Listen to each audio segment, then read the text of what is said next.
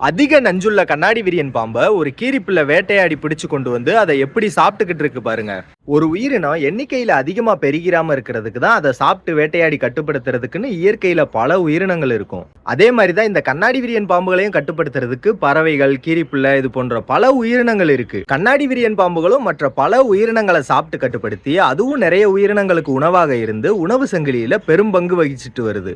இந்த மாதிரி ஒவ்வொரு உயிரினத்துக்குமே தனிப்பட்ட உணவு பட்டியல் இருக்கும். அதனால இது முக்கியம் இல்லைன்னு இயற்கையில எந்த ஒரு உயிரினமுமே கிடையாது. நிறைய பேருக்கு இந்த கேள்வி இருக்கும், இந்த எலி தவளையெல்லாம் கட்டுப்படுத்துறதுக்கு மித்த நஞ்சில்லாத பாம்பு இருக்குல்ல, அப்புறம் எதுக்கு இந்த நஞ்சுள்ள கண்ணாடி விரியன் நல்ல பாம்பெல்லாம் இருக்கு அப்படின்னு. நம்ம ஊர்கள்ல குறிப்பா பெருச்சாளிகளை கட்டுப்படுத்துறது இந்த நல்ல பாம்புகளும் கண்ணாடி விரியன் பாம்பும் தான்.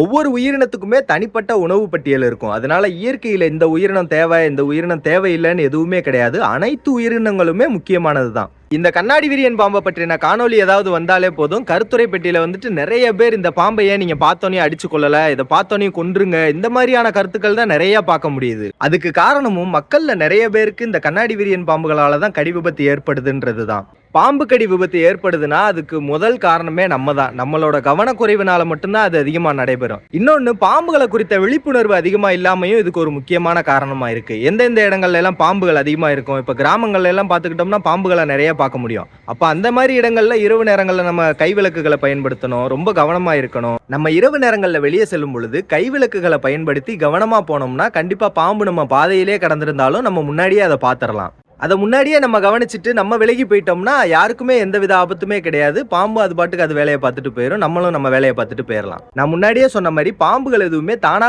நம்மளை கடிக்க போறது இல்ல. நம்ம தெரியாம அதுங்களை மிதிச்சுறதுனாலதான் பாம்பு கடி விபத்துகள் அதிகமா நடைபெறுது.